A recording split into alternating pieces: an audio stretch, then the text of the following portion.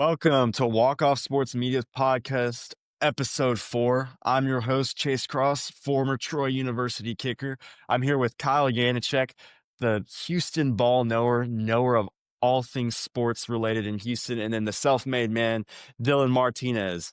I'm going to start it off with y'all. How was y'all's week? How was y'all's sports week for this last week? Kyle, I know you're feeling good. The Texans look a lot better. How you feeling, man? That they do, but I think the highlight of my week so far has been just we've seen some really great baseball in this World Series. It's been Yes, awesome. we have. Every single one of the games, even though, today the Blue Jays pulled away at the end, yesterday, same thing, game 2. They've been great games, at least going into the 7th inning for all of them. We're blessed with Yeah. the longest World Series game in baseball history, so it's been a great week. I agree. Even though the Cowboys shit the bed and all that went on, but anytime you can get 17 innings of fun baseball, you can't complain. Cannot complain. Yeah, I agree with you on the Cowboys, man. But how about that Texas game this last weekend? Oh my gosh, the comeback. Shout out my boy Matthew Caldwell throwing the game winning touchdown down there in Stark Vegas. Absolutely an insane game. We're gonna get into all of that here, but like always, we're gonna start off with our NFL recap for Week 8.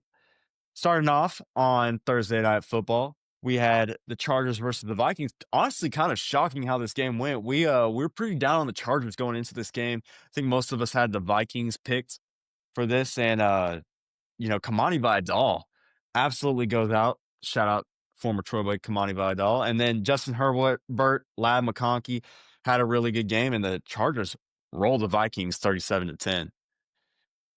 And then starting off with our weekend slate, Dylan Gabriel throws 2 picks, looks pretty poor again, and the Patriots, they're looking like a Super Bowl contender now. I mean, that they are looking phenomenal. Drake May is an MVP candidate. I mean, this Patriots team is legit under Mike Vrabel.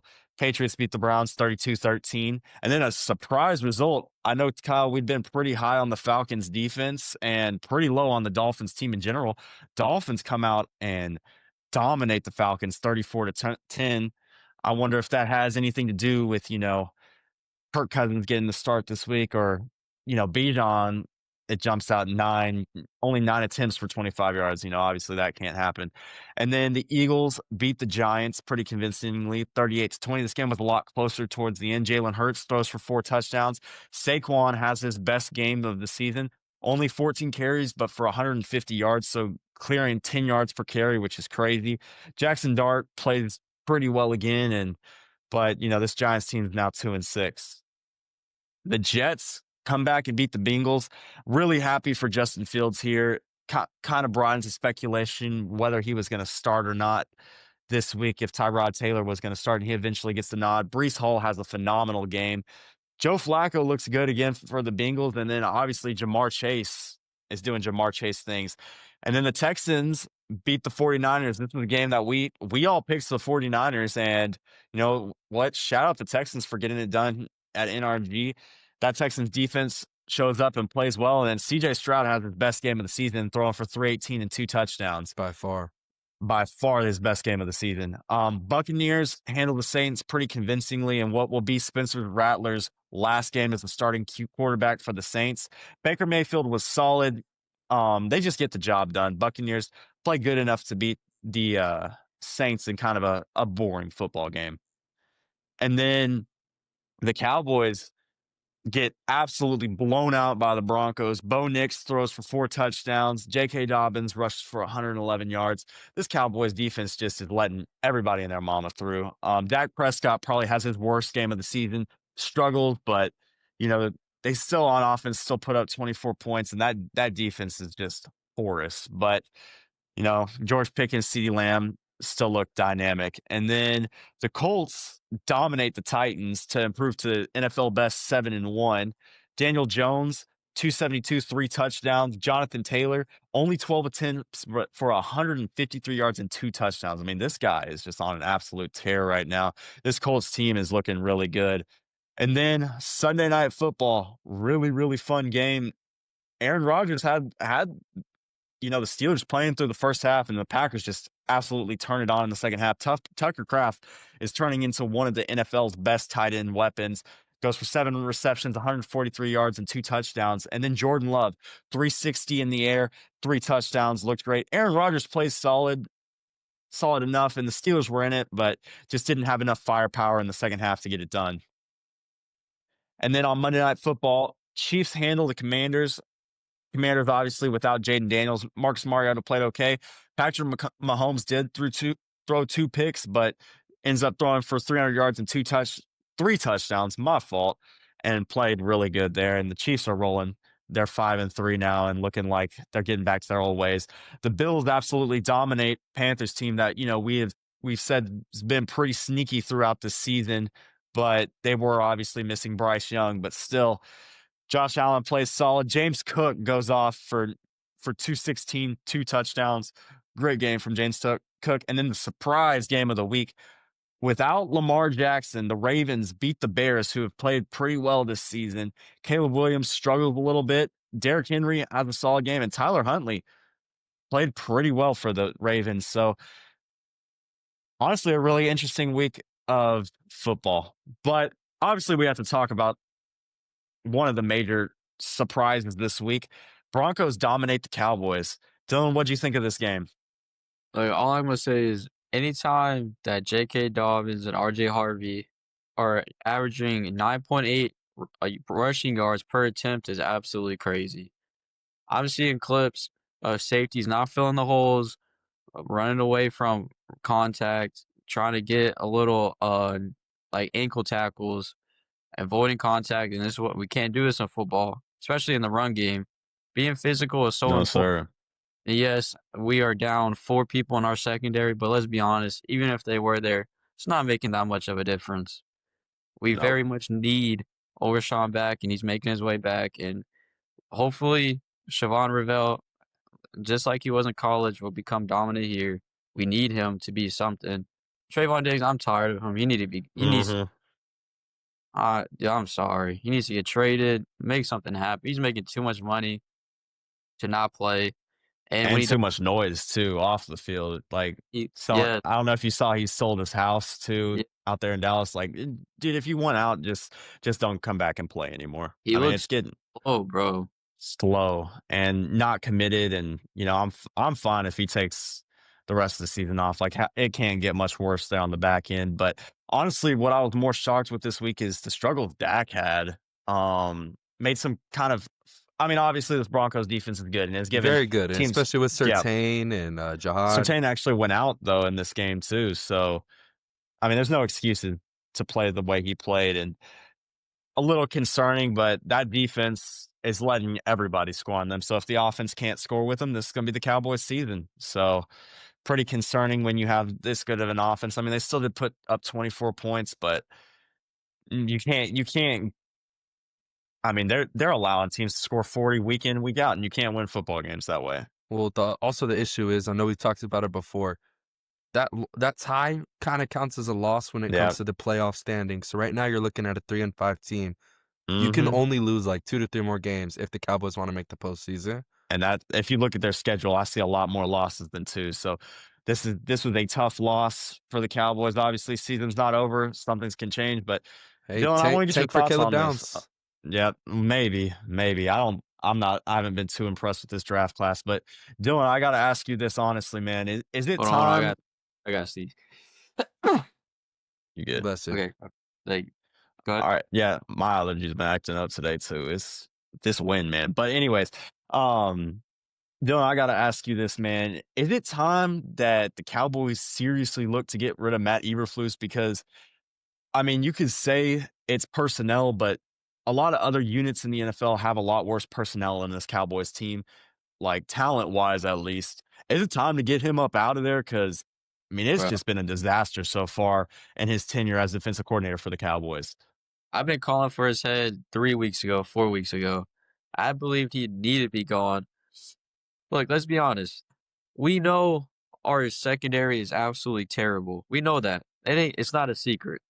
So earlier in the season, we were running nothing but zone. We would get demolished. Russell Wilson demolished us. Put up Yeah, had his best game in like 5 years. since he Fi left the Seahawks, like Exactly.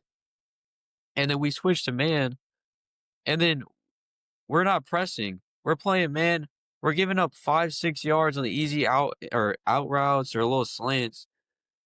These schemes aren't made for bad secondaries, and that's what we have. Yep. Like you can run zone if you're rushing 5 or 4, and if you're rushing 4, you got to make sure they get there, and we're not getting there. I mean, you're missing Micah Parsons in that spot 100%, but also, I mean, I don't even know if he makes that much difference. Like this is just a bad unit in It, general. So, obviously, we'll see what happens with the Cowboys in the coming weeks. Definitely a disappointing result. Kind of knocks their playoff chances a little bit, but don't necessarily know if this was a playoff team to begin with. But another hit to a team that's kind of a fringe playoff team in the NFC, Carson Wentz out for the season. And, we've talked about the Vikings a lot. JJ McCarthy, I want to get y'all's thoughts on this. The Vikings went all in on JJ McCarthy, let Sam Darnold walk, and now they're kind of paying for it. Like, JJ McCarthy didn't throw a ton of passes in college, had a stacked Michigan team around him. So he obviously performed well when he got the opportunities to, but I mean, he's looked pretty atrocious in the NFL so far, and then now losing Carson Wentz, this could be really, really bad for the Vikings going forward. But what do y'all think? Do you think JJ McCarthy deserves a little bit more time, or do you think it's time to kind of say, like, the Vikings made a mistake letting Sam Darnold go? Well, you invested a sixth round, or not sixth round, sixth overall pick on him. You're going to have to give him a little more time. Guys that you spend such a high pick on that, you almost have to let their rookie contract play out, which is going to be the 4 Yeah. years. I doubt that they accept the option. I believe the option will be after next season, correct? He's After the been in the third league. year. This is his second year. Yeah. So after So the third after year the is when his third year, option, yeah, kicks yeah, in. it's not looking like it. If you have the opportunity to take one of these top quarterbacks in the draft this year, like Ty Simpson, Fernando Mendoza, you might have to do it. Even Dante Moore. Yeah. Yeah, do something that the Cardinals did a couple years ago whenever Kyler Murray fell into their hands after having Josh Rosen the year before. Just maybe something they need to look at. This is not good for them at all. Because right now it's J.J. McCarthy and really Desmond Ridder, the two guys that can Yeah. play quarterback for them this year. With the November 4th trade deadline approaching, I don't really see any other quarterbacks getting moved, however. So the season, especially in the NFC North, I think that season, it's over. what Hey, else?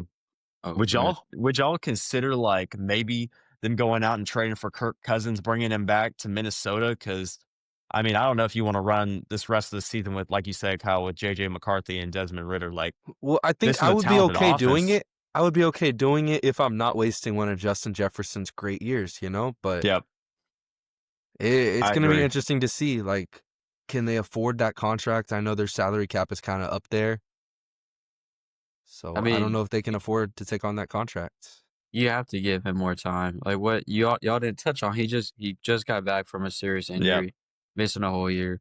I mean, Yeah. if I'm the Vikings, yeah, am I worried? Of course. But do I think like, dang, like our franchise is gone for a couple years since we drafted him? Nah. I think you just need him to grow, develop a little bit more. And I mean, they obviously drafted him 6th overall for a reason. So they love Yeah. him. They think they can fit their system. He's gotta let it play out. 100%. Well, and I will say the Eagles did play really well in this game. I agree with y'all. I think, unfortunately, they're going to have to ride it out with JJ for a little bit because they invested that high of a draft capital in him. And you got to see what your first round quarterback can do. But moving right ahead, Dylan Gabriel continues to struggle for Cleveland. I want to get y'all's opinion. Is this a Cleveland Browns offense is bad, situation, or is Dylan Gabriel just not the answer? I I think it's a think little it's bit of both. yeah, I agree. Yeah, I mean that offense they do have a running back that they're going to be able to build around their Yeah, with offense for the Judkins. future. Kinshawn is awesome. He looks very good. The receivers though are the issue. Jerry Jeudy does not look anywhere near how he did last season. Or Cedric even, Tillman, yeah, Cedric he's been Tillman, he's been out. Tillman's been yeah. out, and I mean, unfortunately, Judy just has not panned out. Like, I remember him at Alabama. I mean, he was phenomenal, but unfortunately, he's just not panning out in the NFL right now. No, absolutely not. I mean, I'm looking at this right now. He's got a 25.8 quarterback rating, Dylan Gabriel. Atrocious, That's man. atrocious. That's horrible. But this is a rebuilding team. You're just looking for pieces. You got Judkins. You know, that defense is still, I mean, they're pretty It's a good. phenomenal defense. It's a No, really good that's defense. my Myles Garrett, my 5 sacks in one defensive game. dude, this is the defensive player of the year that they waste year in, year out. Like, I mean, if he's on a better team, he's probably racking up 2 to 3 defensive players of the year in the past couple of seasons. Like, it is getting ridiculous. And I wanna say this about Kevin Stefanski. I understand that you are a Dylan Gabriel supporter. Clearly, you did not want to draft Shedeur. That was the general manager, that was the front office wanting to bring him in. Clearly, you have no faith in Shedeur. But at some point, like, this is not good quarterback play, and for you to sit up there and act like, Dylan Gabriel has done amazing for this Browns team. This Browns team on offense has not put up more than 20 points at all this season. Like, at some point, you gotta give Shedeur Sanders a shot. At some point. Towards the end of the season, maybe the last 4 or 5 weeks, just see what he has, because Dylan Gabriel has not shown you anything. He It has shown you it nothing. it doesn't look like that's gonna happen, though, because he's I had a know. couple healthy scratches, which means, Yep. like, they don't want you to play so that way you don't get hurt. Maybe they're looking to trade him, but I did see they're looking for a second-round pick. You Second picked him round in the pick. 5th. The Jets reached out and they wanted a second round pick. Like, it makes no sense. Like, this is just malpractice. Either they're trying to prove a point to him some way, or it's just like, man, we just don't like Shedeur. Like, we're just gonna try to run him out of the league. So I feel for the kid. He's being held hostage. Like, I do think if he got his opportunity, he would perform better than Dylan Gabriel. Um, but we're just gonna have to see. You got anything to add, Dylan? Yeah, I think I agree with Kyle. It's a bit of both.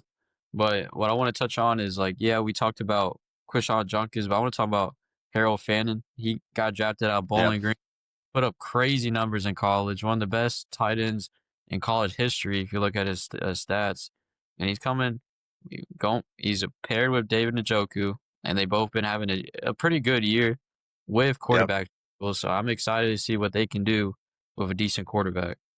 100% agree.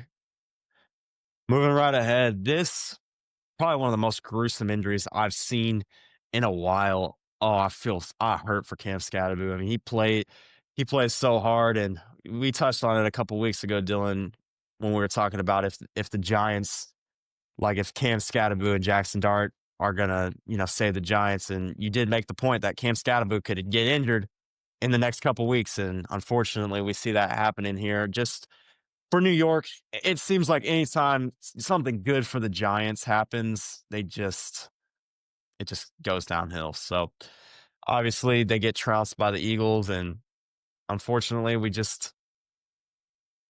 there's not really much hope left in New York outside of Jackson Dart. But it sucks to see a guy with this much energy and this much passion for the game get injured in that fashion.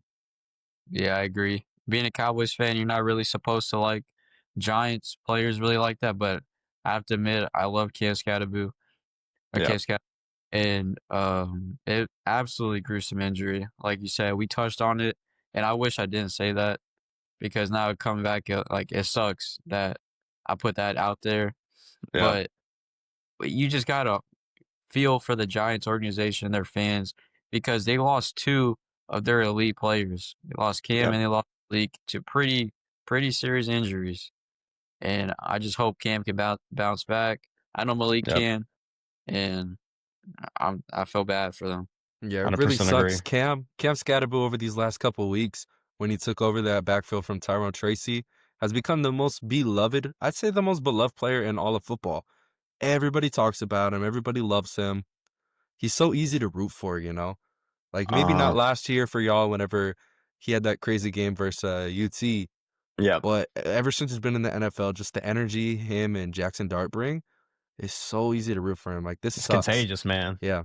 I'm excited to see what the Giants are gonna do next year, though, because they have a defense. Got a really nice one, actually. You're gonna have a Brian really Burns and high. Thibodeau and, Yeah, I mean, Abdul Abdul. Carter, that's just this ridiculous D-line So you got presence. you got your quarterback. Is he gonna be the quarterback forever? Like, is he the answer? I'm not sure yet. But next year you're gonna have Malik back. You're gonna have Scottaboo back. You're gonna have a really high draft pick right now going into this next season. You know, Jordan Tyson maybe. Keep adding to that offense. I'm Uh-huh. excited for the Giants next year.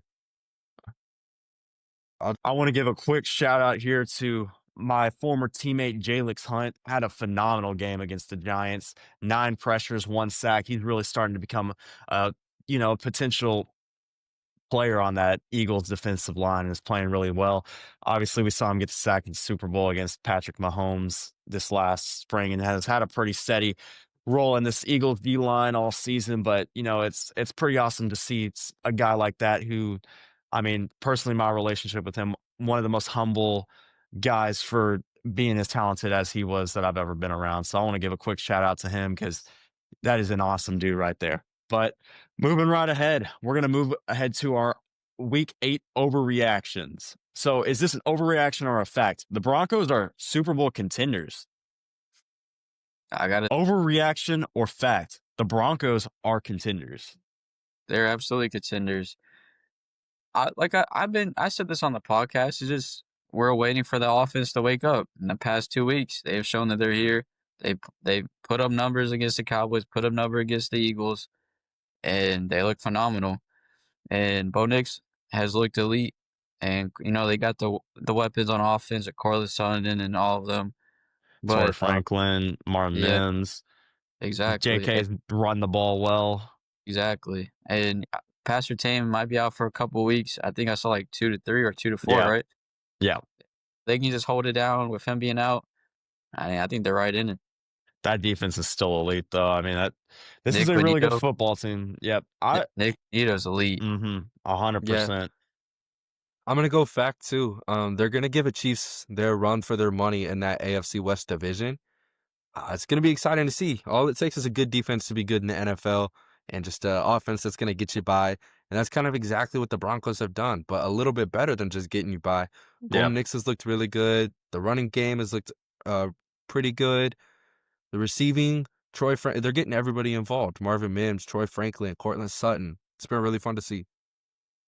I agree. I mean, I love seeing this Broncos team because obviously growing up, we had Peyton Manning out there in Denver, and Denver's had a rocky couple years, struggled finding a really elite quarterback, but then getting Bo Nix in there, I'm not sure if he's a franchise guy yet, but he's played well enough to at least warrant that conversation. And I'm enjoying watching this Broncos team play. And I agree with y'all. I think they are going to definitely that AFC West division over the last couple of weeks. The Chargers are playing better. Chiefs are obviously playing out of their mind right now. And then this Broncos team's played really well. That division race is heating up. So we're going to see what happens over the next coming weeks. But I do believe this is a slight fact. Do I think this team is going to win the Super Bowl this year? Most definitely not. But I believe that they're at least playoff contenders and they'll make some stuff interesting. But I don't believe that they could truly win a Super Bowl. All right, overreaction or fact? The Colts are now the Super Bowl favorites. Complete overreaction. Just because you got the best record did not mean that you're the Super Bowl favorites. How you cannot be the Super Bowl favorites if you got the Eagles and you got the Chiefs still. Yes, Daniel Jones has played phenomenal during the season. Jonathan Taylor phenomenal, but we haven't seen Daniel Jones in the playoffs.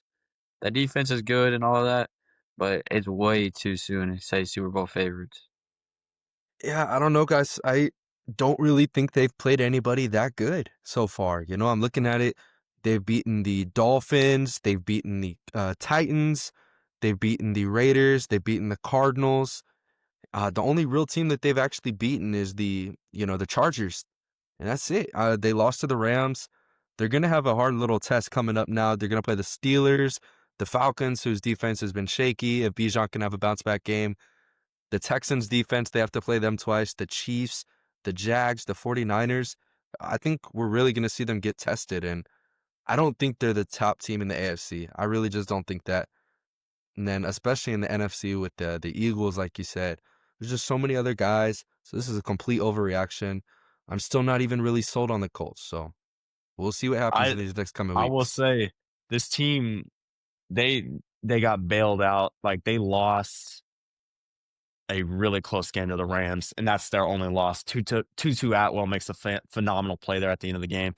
So honestly, I'm not going to say this is a fact because I don't believe that they're the favorites, but they've changed my mind a lot. I didn't know if this team was for real a couple weeks ago. I think this team is definitely for real. They absolutely have. I do think they're going to make the playoffs. They're going to make the playoffs, right? They need three more wins until Yeah. I see 3 wins on this schedule. They're gonna be tough, though, that's Easily. what I'm saying, but I don't think they're gonna hold on to that number 1 seed in the AFC, though. We'll see. I mean, we said we keep doubting this Colts team, and they keep racking up wins. It could just be. I mean, Shane Steichen is a great football coach. We have to remember that, and he's got his guy with Daniel Jones. Daniel Jones is seeing the field well, and Jonathan Taylor is. I mean, probably this season he's having a season like Saquon had last year. I mean, he's the best offensive weapon. That O line is playing great. Defense is playing great. They're sound on special teams. I mean, this team doesn't have any holes, and I mean, it does depend on Daniel Jones, and it could be kind of the same situation like we saw last year with the Vikings and Sam Darnold. But I'm really interested to see what this Colts team could do. No, it's Because, gonna be but interesting, I but agree, this it's an week against the overreaction. Steelers this week versus Steelers is gonna be a very big test. I agree 100%. All right, overreaction or fact? Now with the Ravens getting Lamar Jackson back, getting a win against the Bears last week, they're sitting at 2-5. Can they still turn the season around? They're getting healthier. They're playing better football on defense. Is this an overreaction or a fact? I I think it could be a fact, only on the fact if their defense continues to get better. Yes, having Lamar can single-handedly turn around your season, but that defense has been awful. And if they can continue to turn that defense around, they can easily come and sneak into the playoffs. And if they sneak in the playoffs, they're going to be one of them teams that's going to be dangerous. So I think 100%. I think this is a fact for sure. The Ravens can turn their season around with Lamar Jackson just by looking at their schedule and kind of how weak that bottom part of the AFC postseason is going to be. You got like the Jaguars, the Texans, and the Chargers kind of fighting for those spots down there at the bottom. I do think y'all are overreacting a little bit on that defense improving. They give up 17 points to the Rams in a 17-3 game, just a very messy game all around for both teams. Rams didn't really play well.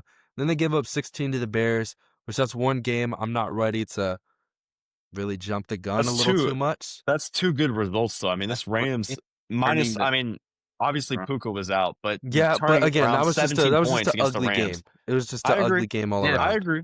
played good. But you have They played good, though. You got 2 more games versus the Bengals, who are honestly just a joke of a team so far this year. Tomorrow, they're playing the Dolphins. I think that's a win. They're playing the Vikings without any quarterback. I think that's a win as well. They play the Jets. They're not going to do Yeah. anything. Yep. Looking at really 4 tough games for the remainder of the season. That's going to be the Steelers twice, the Patriots, and the Packers. And right now the Ravens are sitting at 2-5 with, you win 2 of those tough games that I talked You're in. about, and yeah, you're in. You're 10-7, and you're probably in. And I think could definitely happen. Lamar, you know, is arguably the best quarterback in the regular season in the league. So getting him back healthy is going to be really key for them to be successful. And I think, he'll show that he's ready to play and take over against the Dolphins tomorrow night. But moving right ahead, our week 9 slate. We're going to start off with Thursday night football. Ravens versus Dolphins. Could be a pretty interesting game there. Starting off on Sunday morning, we have the Falcons versus the Patriots, Panthers versus the Packers, Bears versus the Bengals, Broncos versus the Texans, Colts versus the Steelers, Chargers versus the Titans, Vikings versus the Lions, and the 49ers versus the Giants. Then in the 3 p.m. window, we're going to have the Jaguars versus the Raiders, the Saints versus the Rams, and then the game of the week, Chiefs versus the Bills, which should be an awesome game to watch. And then with Sunday night football, we're going to have the Seahawks versus the Commanders. Then on Monday night, Cowboys versus Cardinals. So that'll move us right to our NFL picks for week 9. Starting off with the Broncos versus the Texans. Texans have looked a lot better over these last couple of weeks, playing good football. CJ Stroud is coming off his best game, but he's going to have to go up against a very good Denver Broncos defense and a team that's played really well. Broncos sitting at 6-2. This could be a really fun matchup. Dylan, which way do you see this one going? I'm not going to hate on the Texans. Yes, they have improved, and yes, their offense looks better, but I still gotta give it to Denver. I think their offense is better than the Texans' offense, and I think their defense isn't isn't too far off from the Texans' defense. And I think this is gonna be a great game. I think this is one of the most underrated games of the week, Yep, and I'm definitely 100%. gonna watch it. But I gotta go with Denver. If Denver, but by like less than a touchdown, by 3 or 6. 100%. I I mean, Kyle, what do you think? I know which way Yeah. you're picking. You made a mistake last week picking against the Hey, if I Texans. have to start picking against the Texans for them to win, I'll take that. I'll take a hit to my record. I'd rather the Texans record be good than my picks record be good. But I'm going to try my luck this week. I am going to go with the Texans. I agree with Dylan. It's going to be a really close game because the Texans defense is going to allow them to stay in it. I don't think CJ has as good of a game as he had last week. He's going to be dealing with Nick Bonito in that really good defensive line for Denver. He's going to get pressured a lot. It's going to be a big test on Ariante Arcery. See if he can keep up what he's been doing these last couple of weeks. If the O-line holds, I think Nico Collins coming back with no Pat Surtain. Give me the Texans by less than a touchdown, like Dylan said. I think it's going to come down to Kaimi. I think this is going to be a great game. Again, this Broncos team continues to show us that they are an elite unit on offense and they have a phenomenal defense. We already knew that coming in, but this offense for the Broncos has really shown some steps of improvement. That running game, with Sean Payton, you're always going to have a good running game. Texans have one of the best, if not the best defense in the NFL, no question. So, it'll be interesting to see if CJ plays like he did last week. Kyle, I could easily see this going the Texans' way, but I'm gonna roll with the Broncos. I think that they've shown a lot this season, shown that they're one of the elite teams in the AFC. Before we move on Well, real quick, I do want to make a comment about that Texans team. They are built to stop the run. So it is going to be all up to Bo Nix.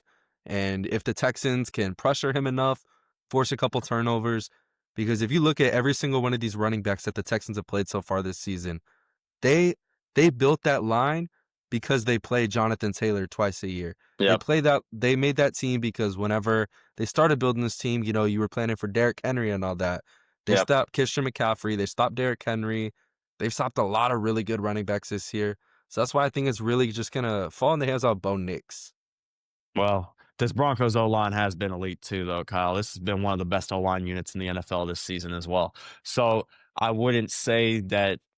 If any team can run the ball against the Texans, and I'm not saying right here that they're going to, but if any team's going to, it'll be this Broncos team or potentially the Colts later on when the Texans play them. But I think this is going to be a really fun matchup. I think it'll probably be a little bit more high scoring than we anticipate. I think this could be, obviously defenses are going to make some plays, but I think this might be a little bit more high score. I could see like a 27-24 type ball game, and it could go either way, but obviously I'm going to roll with the Broncos.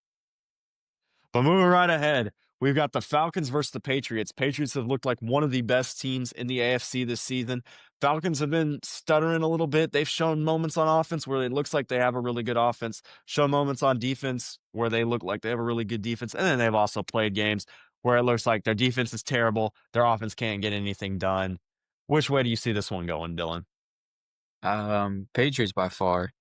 Patriots are by far a better team. No, I don't think it doesn't matter what Bijan can do. I think Drake May has looked like an MVP caliber player this last couple weeks, and everything I've seen, Christian Gonzalez looked better. I just what I'm confused about is I saw that the Patriots were looking to trade for a running back. They're not even giving Travion Henderson a chance. They're still Yep. letting Ramon and him split. I think that's crap. I think Travion is way better and talented. But Fantasy owners are sick right now, yeah, especially people who drafted Travion in the third, fourth, fifth rounds. Like that's gotta hurt terribly. I know Kyle was a massive believer in him, so it just sucks Yeah, because that dude's talented. I was able to trade Debo Samuel for him, thinking that I made like the heist of the century, and now Debo's a top 10 receiver on the season. Trevion hadn't scored more than 10 points, I think. yeah. Bad looks, man. But Kyle, which way Yeah, do you see this one going? I think if Michael Penix was playing, this could be a little bit different, a little bit closer. Even with Kirk Cousins, I think it is still kind of a trap game. But this Patriots team, like you said, has been one of the best teams in the AFC so far this season. Everything looks good. That defense looks really good. They're getting big plays from Booty and Stephon Diggs. I think they're just missing that running game, and I can see them kind of getting it going. I think Trevion does kind of break off this week. You're just hoping for that, man. I already Yeah, know. I am. I am. Yeah. Like, but no, obviously Drake May has been phenomenal I mean, we what more can be said about this kid? I mean, New England's just getting so lucky. Like, they have Tom Brady for 20 plus years, and then, they have 2 down seasons, and then they get Drake May. Like, come on. It's like they go through a tough little patch with Mac Jones and Cam Newton and all that, and then they get another franchise guy with Drake May. Like, Drake May is looking everything as advertised, and I mean, he's extremely good. That offense is sneakily one of the better units in the NFL, and obviously their defense is playing well. And Coach Vrabel, man, the Titans never should have let him go. I mean, he's a great football coach. So obviously, gonna roll heavily with the Patriots. Think this one's gonna be a blowout. But moving on, Kyle, we talked about this one a little bit earlier on the show. Colts versus Steelers could be a really fun matchup. Obviously, Steelers have played a lot of close games, not getting the results. Aaron Rodgers is playing like a true vet. He's playing still some good football, but obviously this Colts team has performed to one of the best teams in the NFL. They get a little bit of a test this week with the Steelers. Which way do y'all see this one going? Man, we talked about this. We talked about how we don't think the Colts are contenders like Super Bowl favorites, and we talked about Steelers being the first test. And since it's being the first test, I think they fold. I think they heavily rely on Jonathan Taylor having 2 touchdowns or 3 touchdown games. Sorry, and I don't think that's not going to happen this week. And I think the Steelers can easily pull this off. DK has a solid game, and Rodgers has a solid game. But I'm looking for a Jalen Warren touchdown. I have that in my parlays going into this week, and I think the Steelers win by more than 7 points. Yeah, I'm with how bad I talk about the Colts, and I do think this is going to be a big test. I think they prevail this week. I don't know, something they're hot. They're hot, and you always kind of got to roll with the hot team when you're making these picks. I don't think this continues though, because I'm not sold on them. But after seeing kind of what I saw the second half of that game, Steelers Packers, I think the Colts are a better team, and they're gonna win this week. I just gotta say one thing. Y'all are tripping, man. This team is a 7-1 football team. I know that they have not had necessarily the toughest schedule, but you can only beat who's on your schedule. And this is a Colts team that we thought would probably be 7-10, 8-9, 6-11. Like, this is not a team that we were expecting to be in this position. Man, Daniel Jones is playing his ass off. And there's no question in my mind that they're going to get it done against the Steelers. Like, this Colts team is far superior to the Steelers team. And I think they dominate. And I think that this Colts team continues to dominate for the coming weeks. So I'm going with the Colts. Oh, that voice crack. I'm going with the Colts. That was crazy, man. All right, moving to the game of the week. Chiefs versus the Bills. Always a fun matchup in the postseason. Always a fun matchup in the regular season. Which way do y'all see this one going? Them Chiefs, bro, they're hot. They're hot right now. That offense is rolling. And yes, Pacheco's not going to be out, but I think that actually benefits them. I think Rashad Smith has looked better than Pacheco, and Kareem Hunt definitely on the goal line has looked better. And I just don't think he's going to get past Patrick Mahomes. I got the Chiefs. Yeah, I think the Chiefs are really going to be able to stop James Cook if anybody was. And how can we bet against Patrick Mahomes, especially with how hot they are right now? I know Chase is probably going to have something else to say about this. We love Josh Allen. I love Josh Allen. But I can't, even if this game is in Buffalo, I cannot pick against Pat Mahomes right now. I agree. I agree with everything y'all are saying. Chiefs, that looked great. But we do have to look at history here. Chiefs always get it done over Buffalo in the playoffs. But if you look at the regular season matchups of these teams over the last couple seasons, Buffalo has actually been the team that wins in the regular season. I think Josh Allen is going to probably play one of his best games this season. James Cook is going to continue balling out. And I think the Bills get it done. I think this is going to be a phenomenal game. I am so excited to watch this. But I'm gonna roll with the Bills. I think Josh Allen is played like the most consistent quarterback in the NFL over the last 3 seasons, even though Mahomes is playing out of his mind right now. I think Josh Allen's going to have a big game this week and bounce back after some, not as impressive performances, and I'm gonna roll with the Bills. Then moving on to our Sunday night football matchup, we've got the Commanders versus the Seahawks. Could end up being a pretty fun game. But which way do you see this one going, Dylan? I don't think this is gonna be a pretty close game. I just think the Seahawks absolutely blow them out. I think INSNANE goes off again, and I think the running backs duo with Charbonnet and Walker with fresh legs are gonna also take over this game. I mean, is Jaden? I don't think Jaden Daniels even playing. I think it's Marcus Mariota quarterback again, and he looks god awful. I'm gonna be honest. Yeah, And their defense, their secondary looks awful. I got Seattle by a million. Yeah, it's been a pretty flawed season for the commies, and they have just not been hot. 3 straight losses. Seattle is coming off of the bye, though. I think this could be a little bit tougher than maybe you're thinking. Teams do tend to play a little bit slower off of the bye, but Seattle's a far better team. I'm rolling with Sam Darnold and them Seahawks. I even think if Jaden Daniels was playing, the Seahawks team would win. Obviously, getting the rest helps. Man, I don't even know what to say about Sam Darnold anymore. I mean, this dude has turned his career around kind of in the same fashion Baker Mayfield did, and JSN is easily entered the top 10 ranks for wide receivers, and the way he's playing this year could, by the end of the season, could be considered a top 5 wide receiver. They have that great running back tandem up there, and that defense is athletic and is definitely slept on. So I'm rolling with the Seahawks. I agree with you, Dylan. Probably going to be a blowout, and it sucks that this is going to be a primetime game on Sunday night because I think this game will be over, you know, by the second half. By probably the start of the third quarter, I think this game's over. But moving on to our Monday night football matchup this week, Cowboys versus the Cardinals. Cowboys obviously had a poor result last week against the Broncos. Dylan, you see them bouncing back? You know what? After we lost to the Broncos, I told myself every time I go on this podcast, I'm not picking the Cowboys. I have no faith in them. But actually, this week, I'm going against that. I got the Cowboys. I think this is one of the most underrated matchups because Mm-hmm. both of it could really be either way. Cardinals offense has struggled, but it's impossible to struggle against this Cowboys defense. It's going to be a high scoring game. Trey McBride's going to 100%. have probably 4 touchdowns. And Start Trey McBride. Everybody yeah, start Trey that's a must McBride. start.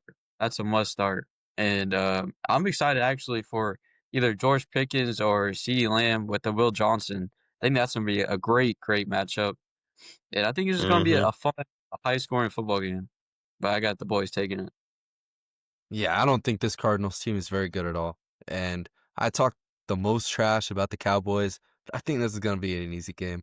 I think whoever Will Johnson is not guarding is going to have a monster game, whether it's CD or Pickens. I think Javante is going to have a field day. I think Dak's going to bounce back. Dak doesn't really play bad 2 starts in a row. Nope. I got the Cowboys pretty easily. Dak off a loss is always one of the better quarterbacks in the league. I will say, this Cardinals team has been absolutely depleted with injuries to their running back room. They're not going to be able to run the football even against a team that can't stop the run. So I think this will play right into the Cowboys' hands. I think the Cowboys roll on Monday Night Football and get back in the win column. Moving right ahead, we had a great week of college football last week, week 9. And we're going to go recap it for you guys. So starting off, Georgia Tech. I mean, what more can we say about this team? We've had questions about them, but 8-0, looking like, they're looking like a top 10 team in the country. Haynes King balling out, 304 yards, 3 touchdowns in the air, 91 yards, 2 touchdowns on the ground. I mean, it's time to start the narrative that Haynes King needs to be in the Heisman Trophy conversation. Then one of my favorite games from this last weekend, Ole Miss beating Oklahoma, was honestly a really good football game. Trinidad Chambliss bounces back after a poor fourth quarter against Georgia, plays well, and Ole Miss gets it done in the fourth quarter. John Mateer played okay. Some of the decision making, though, for him in the end of game scenarios has to be asked questions of, honestly. And Ole Miss improves to 7-1. Oklahoma falls to 6-2. Memphis gets the upset over South Florida, scoring 17 unanswered points in the fourth quarter. crazy comeback win for the Tigers, and honestly, really sad to see this from South Florida because they dominated this game up until the fourth quarter, and they just couldn't finish. And then moving ahead, Indiana dominates UCLA. UCLA had a lot of positive momentum. Nico was playing well. This was a Bruins team that we thought could maybe potentially challenge Indiana. And every time Indiana gets called into question and the media starts the narrative, Kurt Signetti's team just absolutely slams the door. This is a great Hoosier football team. Fernando Mendoza, 3 touchdowns in the air again. I mean, there's not much left to say about this Indiana team. They are truly a top 10 football team, truly a top 5 football team, and I mean, honestly, they're starting to prove that number 2 ranking is valid. Virginia sneaks out a close win against North Carolina. I don't know how Virginia's still ranked this high. I mean, if you look at the games that they've been in over the last couple of weeks, barely beating Washington State and then barely in overtime, sneaking out a win against North Carolina. North Carolina was an inch away from scoring that 2-point conversion and winning the game there. And I don't know how this Virginia team is still ranked in the top 20 with the results that they have. Yeah, they're 7-1, but just, I mean, I'm not really seeing what the AP poll is seeing, but we roll. Alabama gets a massive win over South Carolina down there at Williams-Brice Stadium in Columbia. South Carolina had this game, and Lenore Sellers fumbles, and Alabama takes advantage and ends up getting the win. Shaky game from the Tide, but also South Carolina played a really good football game here and kind of showed what we expected from them all season. And unfortunately, they just haven't lived up to that preseason hype. But really good football game again, and Alabama gets it done. And in this game, Iowa State, BYU. Iowa State was leading for a long time, and then BYU just absolutely turns it on in the second half. Bachmeier goes off for 307 yards, 2 touchdowns, and also 49 yards on the ground and a touchdown. He's been nails for this Cougars offense coming in for Jake Retzlaff. Bronco Becht has a good game for the Cyclones, but ultimately, at the end of the day, BYU just had too much for this Iowa State team. Washington gets a massive upset against Illinois. This Washington team being 6-2, definitely a sneaky team to watch in the Big Ten going forward. Illinois drops to 5-3. Luke Altmaier still has a solid game, but the Huskies roll. Then, in a great matchup in Tiger Stadium, Texas A&M gets a historic win over the LSU Tigers. LSU went into halftime up 18-14, and Texas A&M came out of that locker room on fire. 21 points in the third quarter, 14 in the fourth to win 49-25 in Death Valley, sending all those Tiger fans home.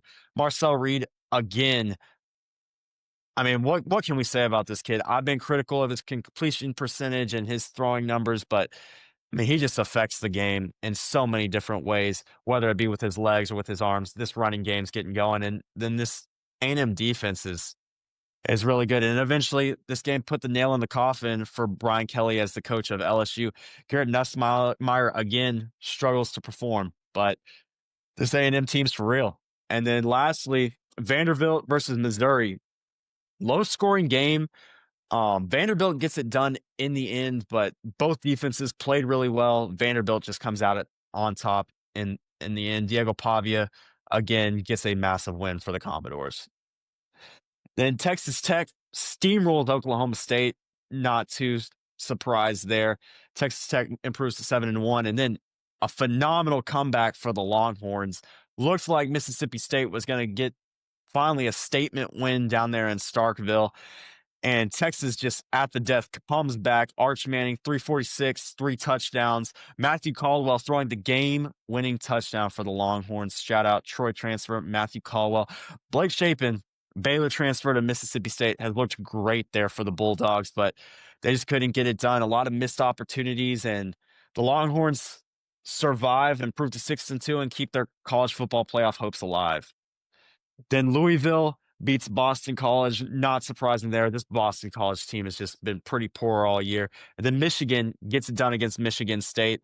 But Bryce Underwood, only 86 yards. I mean, I can't figure this Michigan team out, but you know, they're 6-2 right now and sitting in that top 25.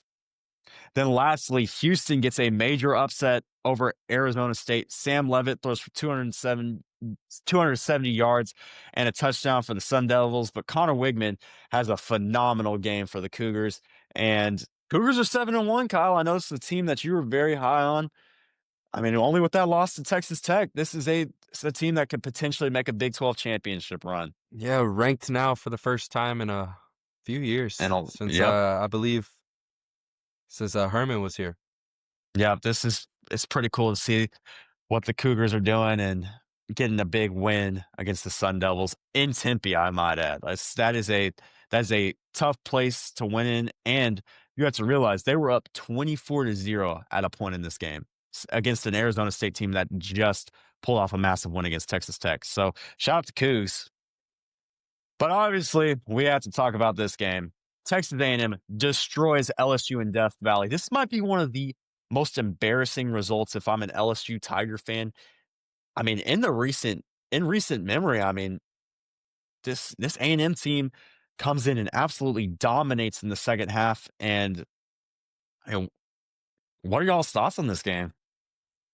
Yeah, Marshall Reed, he's getting it done, man. He did throw 2 picks in this game, but 2 Yeah, touchdowns in the air, 2 on the ground. 310 total yards of offense for Marcel on his own. Ruben Owens has stepped up so huge in the injury of Le'Veon Moss to the point where, you kind of just let him rest until maybe a little tune-up game, that Texas game right before the playoffs. or Ashton Bethel Sanford. Roman, Yep, yeah, Ashton Bethel Roman, man, it was an amazing catch. I don't know if you got to see it. yep, got to see it. He's Oh got man, wheels, man. he does. He's awesome. Casey Conception, man, still looking really good. And Mario Carver has honestly been, I would say, the best receiver so far this season for A&M.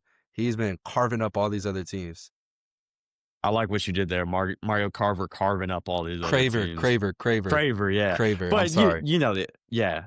Yeah. I I'm just thought that was craving up funny, these but other teams. Yeah. I will I don't say know. that. No, I'd say Carver's better, but Yeah, yeah, I will say this. I'm impressed on the A&M's offense on how they do a little check downs to Conception or to Owens, and it turns out to be like a 40-yard, 50-yard gain. And I was wrong. I was dead wrong. I thought at the beginning of the season, I thought Marcel Reed wasn't as good as I thought. He proved me wrong, and I got to give him his flowers, his props. He's having a phenomenal year. I just hope he can continue this throughout the season and in the college playoffs. But yep, LSU might be one of the most disappointing teams I've witnessed in a while. It's just such a letdown. I mean, when you have such a great program like LSU and such a great home like field atmosphere like LSU, and you put out seasons like this, about time he's gone. yep, definitely. I will say, touching on Marcel Reed, his passing numbers are not anything to wow you, but what he can do with his legs. I mean, this dude is just a pure athlete. And you can't stop this offense. They can beat you in any type of way. And then you turn around and they got a great defense on the other side. Cassius Howell, I mean, oh my gosh, this dude is ridiculous. I love watching him play. Secondary's been pretty good. I mean, this is a phenomenal A&M team. I think this is probably the best A&M team we've seen in our lifetimes. I think that's safe to say now, even though the Johnny Manziel football teams were I obviously tried fun to telling y'all. watch. But no, this is a phenomenal football team. Shout out Mike Elko. I mean, this guy has put together an absolute squad. So big props to Mike Elko. We love him on the pod here. So congrats to the Aggies. Massive win. But Brian Kelly getting fired. Do you guys think this was justified? I mean, if we look at the last couple LSU coaches, Coach O won a national championship. Who was before? Oh, And Saban, even. Miles. No, who was it was some Miles. What was his name? I'm blanking. Can't Pff, remember, but Nick yeah. Saban. Nick Saban obviously won a national championship. I mean, oh, Les Miles. That's what it was. Les Miles won a national championship too. I mean, Brian Kelly hasn't even sniffed the college football playoff here at LSU, especially with, good quarterbacks. Like you see what Jaden Daniels is doing in the NFL. I mean, that dude was talented. I mean, he's had good receivers. And Look at the I receivers he's had know over the last couple of years. Brian Thomas. I mean, it's honestly, when he got hired to LSU, I didn't think he fit their culture. Um, I will touch on this too.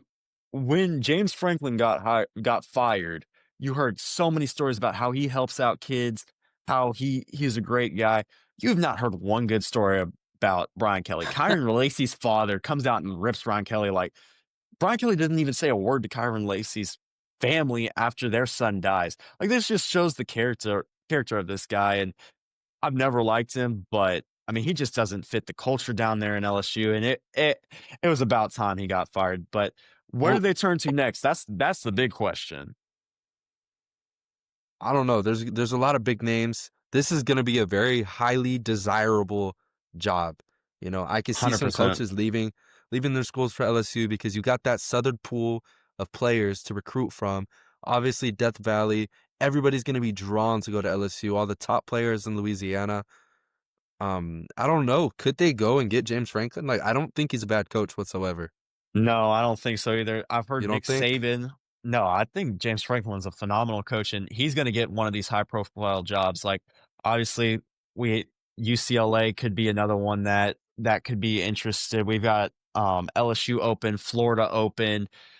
I mean, these jobs are going to get snapped up. One name I want y'all to look at for one of these jobs, John Summerall out there at Tulane could be a potential Really. player. He's been passing up a bunch of SEC offers over the past couple of years, and I could see him making the jump. And also the South Florida head coach and Memphis with Ryan Fitzgerald too. So those guys could all make the jump up, and then we could see, you know, guys at like Ben Arbuckle, the offensive coordinator up there at Oklahoma, maybe get a shout. And then you could look at some NFL guys too. We could just it'll be interesting to see what happens. It always is with this coaching carousel, but I mean, Brian Kelly But with definitely deserves to go. Brian Kelly, uh, 34-14 record over 4 seasons is not anything to It's not scrape your bad, head but about. No, what it is 5-11 versus ranked teams in the 4 years that he's been yeah, there. Yep. That's not getting it done. You will And never, ever make the playoffs with a 5-11 record versus ranked teams. That's the difference between what A&M's doing right now. They're going out and they're beating yep, everybody. Doesn't matter what number is right next to their name on the scoreboard. yep, That's the hundred difference. percent. 5-11 is same and thing it's we said about James Franklin. Like, look at his yeah, record versus ranked teams, and it's just not good. and it's not like they had terrible talent. They have amazing, great Exactly. talent coming Yeah. out of Year LSU. in and year out. Exactly. Yep. It's Do you depressing. guys think like a guy like Cliff Kingsbury from the NFL or like even Mike McDaniel, if he loses his job at the Dolphins, could maybe come down and be a head coach at one of these elite college football programs? Or do you guys think that they're Definitely going to stay not. within the NFL pool? I mean, in the Definitely college not football pool. McDaniel. Definitely not Yeah. McDaniel, but I could definitely see Cliff Kingsbury. He's had some pretty nice teams, back when he was at Texas Tech. Yeah. That could be an interesting one. He's really bettered his game as a coach over the last couple of years with the Commanders compared to what he did with the Cardinals. So Yeah. that's an interesting one. That's a good pool chase. I I completely agree. I think, obviously with Dan Quinn mentoring him a little bit, he's definitely ready for next head coaching job. I don't know if that's going to be in the NFL.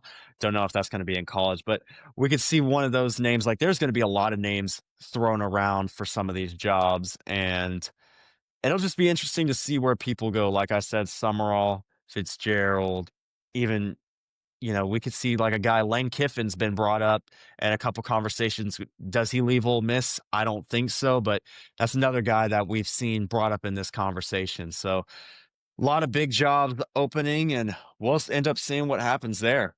But this was a crazy game. Got to watch this live and honestly thought Mississippi State outplayed Texas, and Texas is just finding ways to win.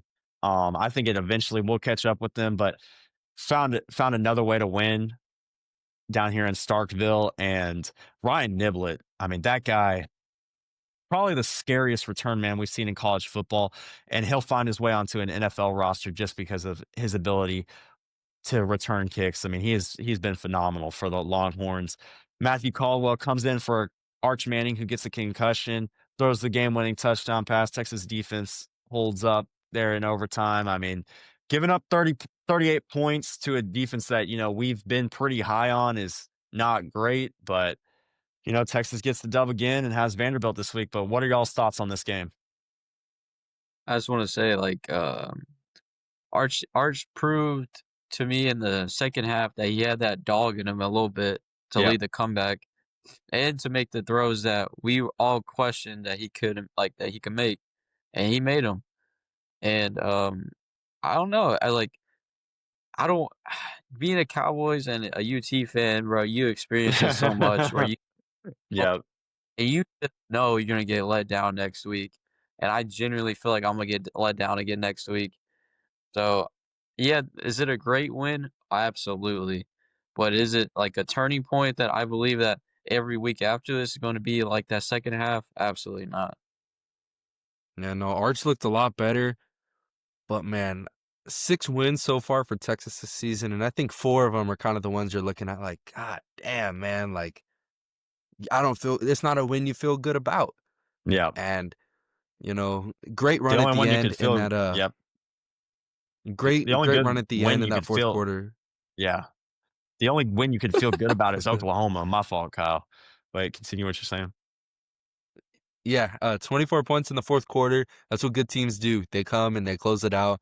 Byron always talks about that. Matthew Caldwell, Troy boy. Hey, Yep.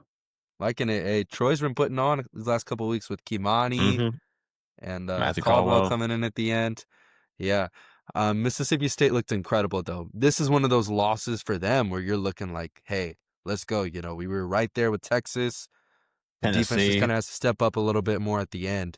Yeah, even A&M, that was a close game. Yeah. It was a They've good hung with game. this Mississippi State team is not bad by any means. They're going to be a player in the SEC in a couple of years. They're turning that program around, but this is not a team like the SEC, like we've seen this year. There are no easy games in the SEC. Any team can win, any team can beat you week in, week out. So you got to bring your A game. And Texas obviously did not. You would have thought after that Kentucky game, they would have turned it around a little bit. Do I think this injects some life into them? Yes. I think this gives them a little bit of confidence going forward.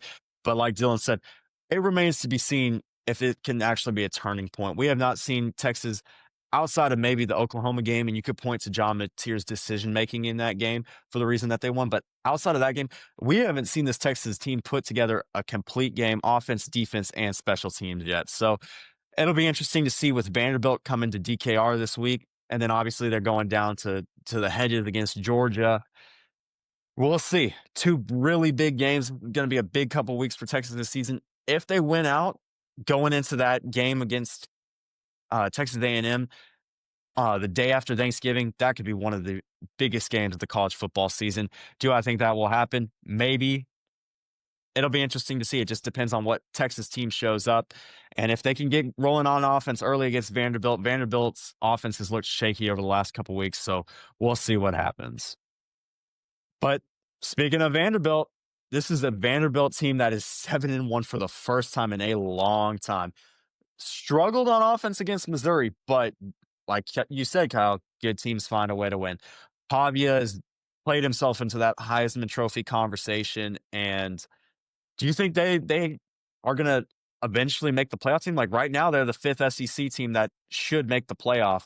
Do you think this is a fringe playoff team? Do you think they eventually fall out? What do you guys think? I think this next week versus Texas really decides it all for me. I think they come out and dominate Texas how I think they can and they should. Then I think this easily puts them in that playoff caliber lock where I don't Yeah, think they're going to get knocked. But like this is really my deciding factor. Yes, their offense has looked shaky, but their defense has looked really good. 100%. And Diego Pavia is getting a lot of love, but their defense isn't getting a lot of love, and that really No, should be shined on. neither is the And head but coach Clark Lee. He's put yeah, together a great Diego's a roster. dog. Yep. Oh, he's a. I like the Heisman Sally when he ran the ball in, and yeah, Vandy's a really, really, really solid team. No, they are a very solid team. They are one of the best teams in the SEC. Um, thing that scares me though is that you are going to with the new playoff format. all 4 of the conferences are going to have a team locked in, right, in the top 4. That is what's kinda scaring me, that they could possibly get pushed out by maybe one of those ACC teams that ends up winning, you know, the Big 12 team that ends up winning and gets in. That's that's what kinda scares me just a little bit for them, for making the playoffs. They do have some tough games coming up, though, with, Texas, and then they play Tennessee. Auburn's Yep. also gonna be a pretty tough game. So, you can really only afford one more loss because you're not gonna be fighting for the SEC championship. Can we agree on that? Yep. Yeah, I mean, They're it's going to have pretty to be much voted in. Alabama They're gonna have to be Alabama and voted in, Georgia and yeah, Ole Miss It, and A&M as well. and A&M as well, yeah. So, I don't think they're going to be fighting for the SEC championship whatsoever. They're gonna have to get voted in, and that's just gonna be tough with those 4 locked teams on top of the 5 teams already that we think could make the playoffs from the SEC. It's gonna be really tough. Most definitely, but this has been one of the Cinderella stories of the season. We kinda saw it coming last year, but it's been awesome to see. But moving ahead, we have our AP poll for week 10. With the college football playoff rankings coming out next week, we could see a lot of things shifting around. Obviously, Ohio State still holding at 1, been the best team in the country without a doubt this season. Fully expect them to be number 1 in next week's college football playoff rankings. Indiana number 2, Texas A&M number 3. Could see those teams maybe reshuffling with Texas A&M's quality wins. Alabama number 4, Georgia number 5. Oregon number 6, it's sitting ahead of Ole Miss. I kind of scratched my head out because Oregon doesn't have any ranked wins, and they have a pretty disappointing loss to Indiana, and Ole Miss has some big wins there. Georgia Tech holding in there at 8 has played well. Vandy at 9. Obviously, we talked about them being the 5th SEC team that could potentially make the playoff.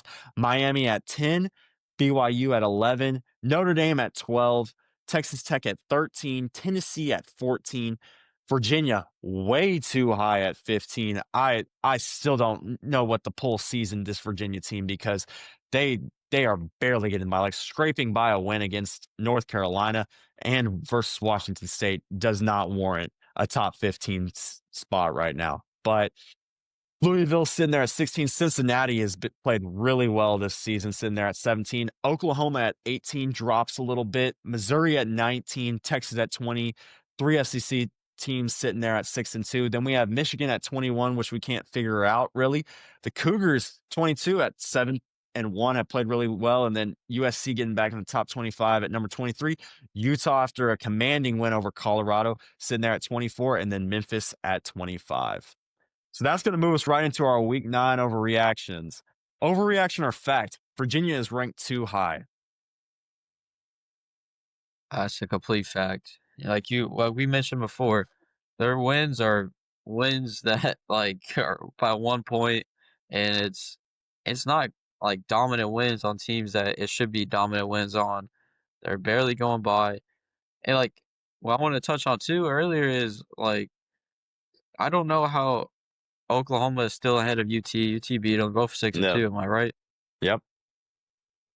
It doesn't They're make both 6 and sense. 2. I don't know how. Yeah, I don't know how Oklahoma is ranked higher than Texas. I don't know how Michigan is 21. They look complete dog water. I you to me U of H should be easily higher than Mm-hmm. Michigan, but 100%. the question I think 100%. I Yeah, 100% agree. I'm gonna go, overreaction as well. I think, they're playing really close games, so why is Texas kinda getting dropped, for Yep. still a win to a tough Mississippi State team?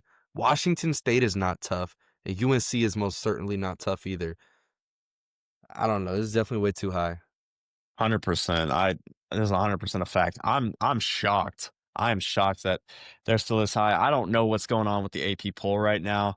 I think that they've got the top end of the rankings right, but the bottom of the rankings are just atrocious. I agree. Texas eye test wise has not looked phenomenal, but you have to, like, if you look at their 2 losses, Florida is an SEC team, not a good loss, but it's in the swamp. And that was a game that we earlier in the season thought that they could potentially drop. And then obviously Ohio State in the shoe. That's the number one team in the country, and they played Ohio State the closest out of all of them. So I agree with you, Kyle. Texas is still too low for me, in my opinion. And then Virginia, like, why are they 15? I guarantee all these SEC teams that are ranked behind them, Missouri, Oklahoma, and Texas, would smash Virginia. No question. So I don't know why they're ranked this high, but we'll see what happens when the college football playoff ranking gets released. And then overreaction or fact, the SEC will have 5 playoff teams come college football playoff time.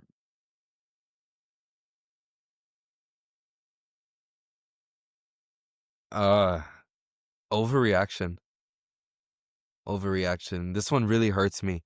I think a couple of them are gonna beat up on each other here at the end of the season, and it's just gonna suck because you're gonna have to put Texas Tech in the playoffs if they win the Big 12.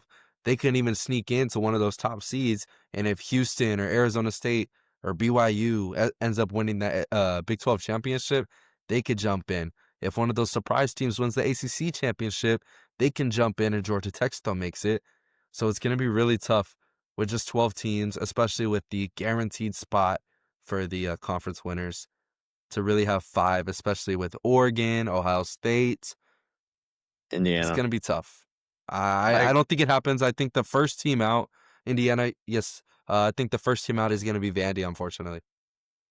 I agree with Kyle. I agree this is a overreaction because if you look at the schedule, a lot of these teams that would be the 5 teams in are playing each other. And if Texas loses one of the games, they're out. And if what's it called? If any other teams lose like the multiple games that they played, the other top 5 teams, then they're out. You know what I mean? It's like the schedule is really what stops this from happening. 100%. And I do agree with the SEC commissioner that, the Big Ten and the SEC deserve some more automatic bids just because of how tough the conference is. But SEC this season has been by far the toughest conference. No question. The Big Ten is top heavy with Ohio State, Indiana, and Oregon. But outside of that, the Big Ten's been pretty weak. The SEC, top to bottom, every single game in the SEC is tough. It's been the best conference this season, most entertaining games. And then you look at the ACC and the Big 12. I mean, out from the Big 12 right now, you're only looking at Texas Tech and BYU challenging. I think, if a 2-loss Texas Tech team does not get in the playoff, but there is a scenario, Kyle, like you're right. If Texas Tech ends up winning out and wins the Big 12, then you could see BYU being a one-loss team if they lose to Texas Tech in the Big 12 championship game. Both of those two teams get in. Obviously, if Georgia Tech wins out and loses to Miami in the ACC championship game, you'll see something like that as well. So, and then obviously all these SEC teams got to play each other. We're going to have a lot of really good matchups through the last couple weeks of the season, and we could see a lot of havoc happening. But I mean, It, obviously, I think talent-wise, I think the SEC deserves 5 playoff teams, but I do agree this is an overreaction because there's just too much football left to play. All right. Overreaction or fact, Vanderbilt is a contender. I'm They're in the middle here because, like I said earlier, this really depends on how this UT team goes. But for now, I'm gonna say fact. Their offenses can get it rolling how they did at the beginning of the year, and their defense is really good. So I'll say fact. yeah, it's in their hands. Can we say that? It's in their Yeah. hands. If they go Def- win out on this SEC schedule with 1 loss, they can compete to get. I mean, if they win out, they're already going to be ranked very high. Right now, they're at number 9 in the country. That could always go up. It's in their hands. They got a couple tough games. Texas, obviously, one of them. Tennessee. Tennessee, like we said. But if they can find a way to win out, they'll definitely be a contender. I just think it's going to be a little tough. I think it's 100% an overreaction. I mean, obviously, winning against Missouri, that's a great win. Winning against LSU, that's another great win. But those are both home games. They're going to have to play some tough away games here. I just don't see it happening, honestly. I don't think that they can go through this schedule at the end of the year unscathed, and I think that they'll probably drop 1 or 2 games, and it'll knock them out of playoff contention, unfortunately. But I love the story, and I really do wish, like, in a perfect world, I would love to see this Vandy team win out and get in the playoffs because that would just be great for college football, great for sports in general. So I would obviously love to see that, but I don't see that happening. But moving on to our Week 10 slate, we're going to start off Memphis playing against Rice down here in Houston, Texas. Miami's got an interesting matchup against SMU down there in Dallas. Could be an interesting football game there. Ohio State, Penn State was a game that we all circled on our calendars coming into the season as being a great matchup, but obviously with how it's going for Penn State, not looking as exciting. Then we have Vanderbilt versus Texas down there in Austin. Should be a really fun matchup. West Virginia versus Houston. Houston should get it done against a poor West Virginia team, but this still could be a really fun game. Louisville, Virginia Tech, obviously will be a good football game. Purdue versus Michigan. Michigan should roll.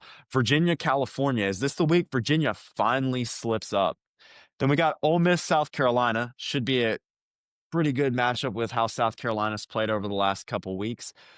And then Georgia Tech, NC State. Could we see Georgia Tech fall in a trap game scenario like this?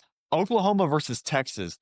Not Texas. Oklahoma versus Tennessee in Neyland Stadium. That is going to be an awesome game. I don't know if y'all saw the uniforms Tennessee are wearing this week, but they're wearing their nightmare uniforms. Absolutely awesome to see. I mean, they're probably the coolest uniforms in college football right now. Then we have USC, Nebraska, which could be a very fun game to watch this week. Jaden Maiava has played really well, but this Nebraska team is continuing to win football games. Then we've got Indiana versus Maryland, which, I mean, Indiana's going to roll. Notre Dame versus Boston College isn't going to be close. Then we have Texas Tech versus Kansas State. Georgia versus Florida, rivalry game, could be fun. And then, obviously, Cincinnati versus Utah. So that's going to move us straight into our college football picks for Week 10. Starting off, we have Vanderbilt versus Texas down there in Austin. Which way do you see this one going, Dylan? Like I said, being a UT and Cowboys fans, it sucks. I'm not gonna believe the hype. I'm not gonna let myself be sad again because of another loss. I'm gonna go Vandy. I think Arch is gonna continue to not be what we thought he was going to be and perform how we thought he was. This really depends on Weiser and the run game get going too. But I got Vandy. And it's not gonna be a blowout though. It's gonna be within a touchdown, but I got Vandy. Yeah, I've been picking Vandy the last couple of weeks because of Diego Pavia, and everything I've seen has led me to not change my mind. This Vandy team's tough. Texas is, like I said, maybe the worst 6-2 team. I'm not feeling good about them at all. I think Vandy is gonna take it in a close one. Ooh, worst 6-2 team in the country's crazy allegations, considering you just said that Texas should be ranked higher than Oklahoma, who's also a 6-2 I didn't team. say Oklahoma. I said Virginia. They should be That ranked higher than too, but Virginia. I mean, they Vir- should be ranked higher than Oklahoma because they beat Oklahoma. So exactly. they're both 6-2. So I'm seeing the disconnect in your takes right here, bro. I think Texas wins this game pretty comfortably. I don't think Vanderbilt has won convincingly the last couple of weeks, and neither has Texas. But this is a home game for the Longhorns. They played back-to-back road games in tough environments. They play better at DKR with that Texas crowd. Whether it's Arch Manning, whether it's Matthew Caldwell, I think they do enough to beat this Vanderbilt team and really change this narrative around this Texas program going into a big week against Georgia. I think they take it 1 week at a time. Got a win last week, kept their season alive. I think they do it again this week against Vanderbilt. I'm going with the Horns. So moving right ahead, we have a fun game in the ACC, which is weird to say that SMU is an Atlantic Coast Conference member, but okay. We've got Miami versus SMU here. Which way do you see this one going, Dylan? I got Miami. They need to win desperate. They can't lose. They can't afford to lose many more games. They can only afford to lose one. And as much as I love to see SMU playing good, but it has to be Miami needs this win. And I think they can't afford to let themselves fall. So I got Miami. Yeah, I feel like Miami's kind of been a little bit quiet. We had a lot of Carson Beck hype early on in the season, and they've kind of just been very quiet. Haven't heard much of them the last couple of weeks. They had that tough loss to Louisville. Big win against Stanford, though. Against SMU, though, they're going to get it done, I believe. That Stanford game, though, Miami did not start well against Stanford. Obviously, they got the win because they're a superior team. We know what Stanford football is at this point in the college football years, but SMU's played well. I do think this will be a close game. However, I think the Canes get it done. I think Carson Beck plays well enough to get the win, and I mean they have so many pieces offensively and defensively that I don't see Miami losing to this SMU team, even though this game is in Dallas. But moving right ahead, rivalry game, Georgia versus Florida. We've seen Florida play some good teams tough. Obviously that first half against Texas A&M, beating Texas. They've been in a lot of games with South Florida, with Miami. Record doesn't show it, but this Florida team has played well against some good teams. Could we see that against Georgia, or do you guys think Georgia continues to roll? As much as I hate to say this, I think they continue to roll. Georgia wins, but I hate, and this is gonna sound crazy. I just hate their style of offense. I love their style of defense, is punch you in the mouth type of defense and straight muscle and contact. But like you said, this Florida team, the record doesn't justify their team. Yes, they have lost a pretty good amount of games, but their team is better than like people think. But I got Georgia. Yeah, probably gonna take Georgia too, coming off of a big win versus Ole Miss last weekend or 2 weekends ago. 2 weeks Yeah, ago. 2 weekends.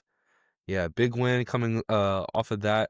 I do think it's gonna be a close game with Florida. I think they keep it close, play them hard, but like you said, in the last couple minutes with Miami, the better team will end up prevailing in the end, and the Bulldogs will. I agree. I think the Bulldogs get it done this week. I think this is going to be a very closely contested game, and I wouldn't be surprised if Florida gives them a little bit of a shock because we've seen teams like Auburn do that with Georgia this season. But Georgia has been so resilient week in, week out. We saw that in the Ole Miss game. We've seen it in the Auburn game. I mean, they find ways to win at the end of the game, and I think that's a product of obviously their culture. But I think they end up getting it done, and I think the Bulldogs roll. That moves us to a really fun night game on ABC. We got Oklahoma versus Tennessee. Which way do y'all see this one going? I got this going. Tennessee. I think Oklahoma continues to fall. I think Mateer continues to have disappointing games. And I think I like Joey Aguilar. I think he's a great quarterback. And this Tennessee team is really fun to watch. And I think to me, people underrate them a lot, but I got Tennessee. I think Jake Mateer is fighting for their season right now to keep it alive. A loss to Tennessee is really going to screw things up for them in the SEC conference play, especially in the rankings. I think Brent Venables, hot take, might be coaching for his job a little bit. You know, if Oklahoma finishes with another tough season, he could be somebody that's looking at losing his job. So I think Oklahoma's going to shine under the pressure. Give me the Sooners. I don't think since his hand injury, Mateer has played his best football. I think that changes this week against a weaker Tennessee secondary. I think this is going to be an absolute shootout, another really fun SEC football game. But I'm going to go with the home team here. I think Tennessee at Neyland Stadium has one of the best home field advantages in college football. And I think Joey Aguilar has played well enough this year for me to pick the Volunteers here. So I'm going with Tennessee. Then moving on, Nebraska versus USC. Pretty unique matchup in the Big Ten. Don't see this one too often. Which way do you see this one going, Dylan? I'm not a big fan or a follower. I don't have no. I just Nebraska. Yes, they got Dylan Raiola, but they're boring. I don't like their team. I think they're overhyped. That fan base is overhyped. But I got USC. USC's quarterback is, I always butcher his name, but Mayava. Mayava. Mayava. yeah, he's been putting up some numbers. I got USC. Yeah, Mayava so far this season, 92.1 QBR, the best in college football. amongst quarterbacks that have had enough snaps to be rated. I Considered, yeah. butchered that. I'm sorry. Sorry, I butchered that. But 15 touchdowns to 4 picks. USC's look kind of tough this year, and I think they're going to beat Nebraska pretty easily.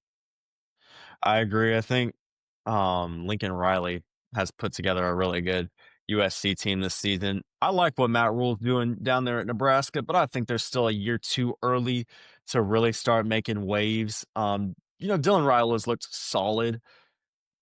This isn't a kid who's elite yet, though, and obviously, like we said, Maava has been the best quarterback by the numbers in college football this season. So give me the Trojans.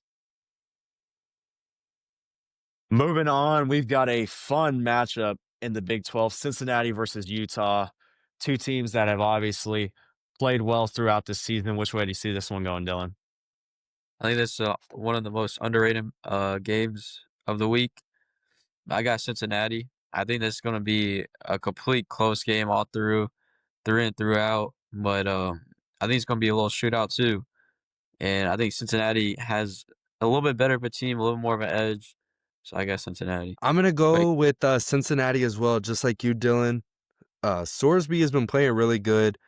Cincinnati has some pretty big games coming up. They got this week against the Utes. You got BYU coming up. Arizona, that should be a good one. All these are pretty big Big 12 games that are going to lead down the stretch. But Sorsby's been playing really good this season. Dan Bear, can't really say the same. I haven't been impressed. Just the games that I've watched from him, I think Sorsby's been a little bit better this year.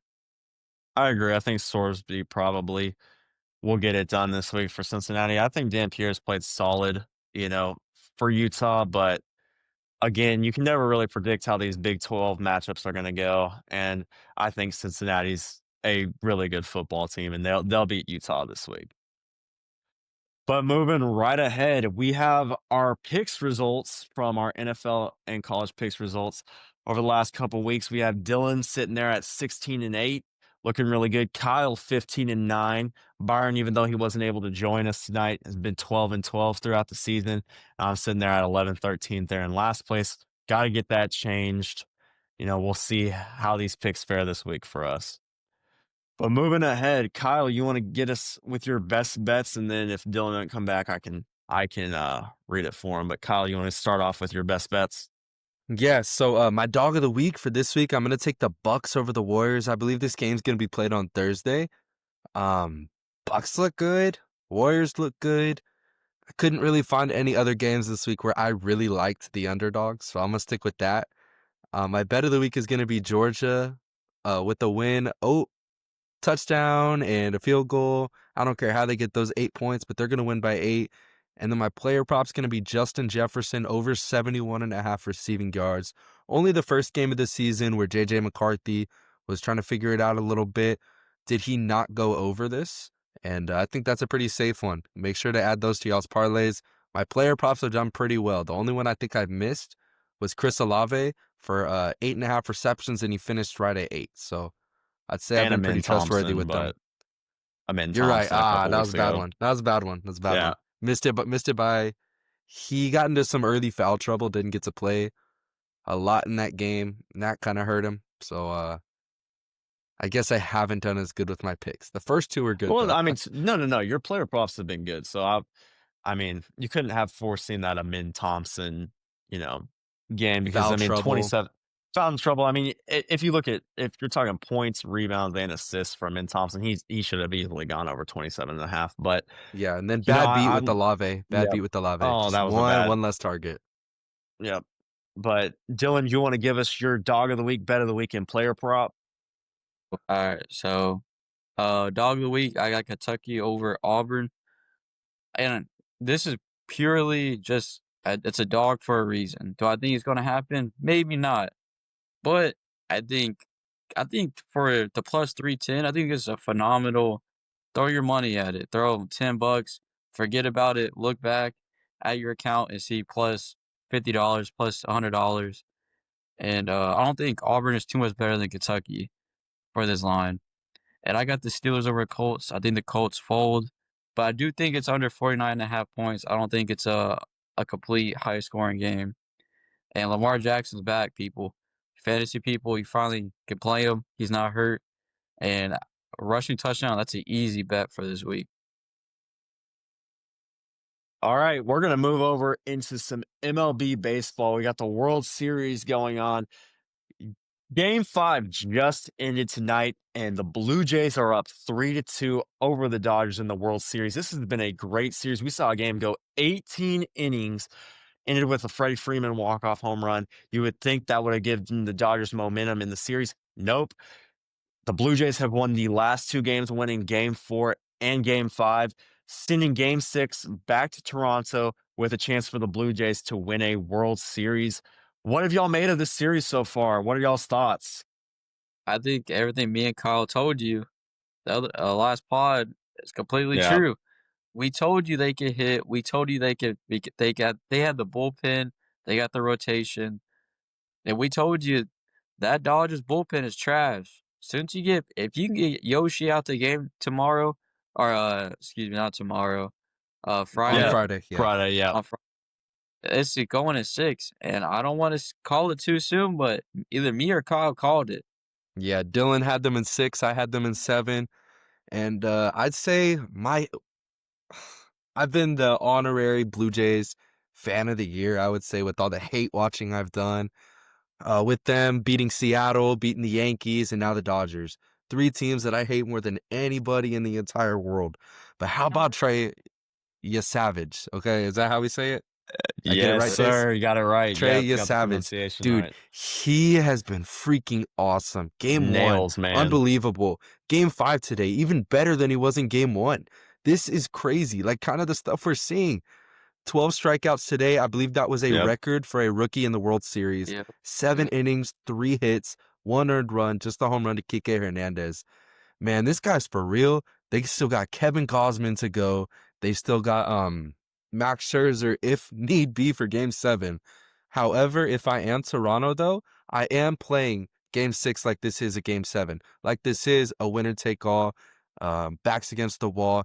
That's how I'm going to play it because this Dodgers team is really freaking good, man. And then you're going to have to face Tyler Glasnow in Game 7. So both teams are going to be acting like their backs are against the wall and that they are facing elimination because the Blue Jays do not want to see this go 7 games. One bit. 100%. But Vladimir Guerrero Jr., man, what a beast, man. He's making a bid. You know, obviously Shohei is the face of baseball, the greatest baseball player we've ever seen. Reached base 9 times in one game in that legendary Game 3. Game That 3, went yeah. 18 innings. I mean, 9 times in one game. Are we ever going to see that again? Let alone in a World Series. Never. No. And we're never going to see it where he has to pitch the next day. Yeah. And he bro. pitched well, too, for the most part. I mean, it's And I want crazy. to talk about the most underrated player in this series, and that's Alejandro Kirk. Bro is straight raking, and he's getting it done behind the plate, throwing Shohei out, and getting key blocks, not letting anything get past him. And That was huge. I hated in Game 3 when they took him out for Heineman to pinch run. Yes, Obviously, that I've had some conversations. I was kind of hot in the moment because in Game 3, they took out everybody. They emptied their bench by the 10th inning. You know, Yep. Miles Straw was taking multiple at-bats. Tyler Heineman was taking multiple at-bats. You know, unfortunately, George Springer did get injured, so that's why like David Schneider had to come in and Ty France. But I genuinely believe if Alejandro Kirk was there, if Bo Bichette was still in the lineup, if George Springer was still in the lineup, they'd have won that game, and this series would already be over. And Chase's take would have been reversed from Dodgers in 5 to Blue Jays in 5. But we've been blessed with some really incredible baseball. I'm so sad that this is going to have to end here by Saturday. Saturday is the last possible day that we're going to have baseball. Friday could be the last day. And it's just been a great season, a great postseason. This will be one of the postseasons that I'm probably going to tell my grandkids all about here in the next 40-something years or something like that. Like, we've seen just some pretty crazy stuff. Shohei having his 3 home runs and pitching 10 strikeouts, 7 innings in the same game, doing what he did and getting on base 9 times. I mean, just some he's great unreal. series. We've had 2 long extra inning postseason games. Game 5 with Seattle and Detroit, and now Game 3 in the World Series. It's been awesome. I'm gonna be honest. What breaks my heart is seeing Mookie struggle. yes, I hate the Dodgers, but I love me some Mookie Betts. And seeing him struggle in the regular season and in the playoffs, it it sucks because to me he's one of the most talented hitters and players I've seen in quite some time. He's a Hall of Famer. And oh, Well, easy. I don't think the Dodger hate has anything to do with their players. I think it has everything to do with the front office and how And they're they're deferring all spending, this money and their The fan. fans. Their They fans. got 3 of the Ah, most likable players on their team. I mean, I hate to say it, but who doesn't like Freddie Freeman? Who doesn't who like Yeah, doesn't? Shohei Ohtani? Everybody on Who that doesn't team. like Who doesn't Mookie? I mean, like, that other than maybe Padres fans because he left? Who doesn't like nah, Blake nah, Snell? Who doesn't don't like even say that. Yamamoto? I hate Blake Snell. That's a snake right there, bro.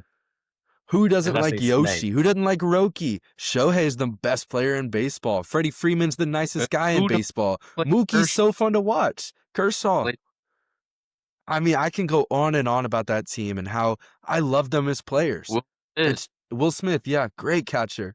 Max Muncy, what a story that's been. Kike Yeah. has some of the most aura in all of baseball. He's also gay, but you know what? It's fine. Yeah. So is Mookie. So is Mookie.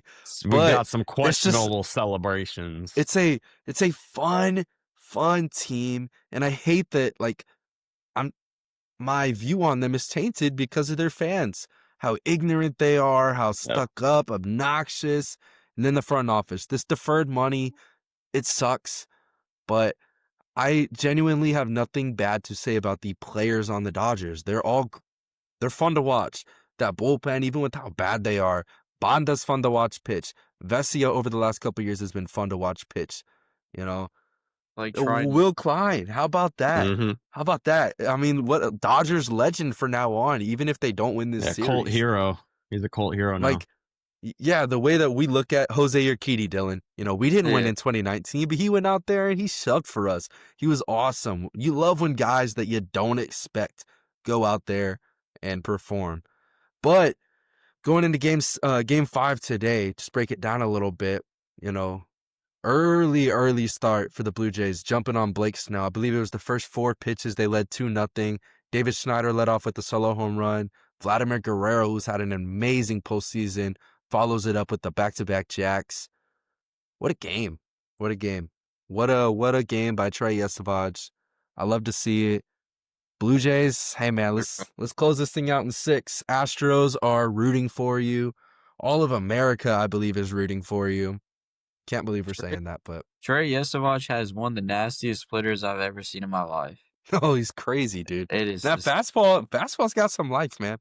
It is. I thought Kodai Senga is forkball / ghost ball was one of the nastiest splitters, quote unquote, I've seen. I thought Yohan Duran's blinker was disgusting. But bro, this is literally falling off the table. Like it is absolutely disgusting. It's making Mookie Betts look absolutely atrocious. Oh my god. And how about Poor real quick before I know we probably got to move on to the NBA here pretty quick, but the Blue Jays are doing this with some injuries, man. George Springer Major went out. injuries. They've won 2 games since then. Bo Bichette is Bichette. not 100%. I know, upcoming free agent, he's gonna get a bag in the offseason, I believe. Most likely.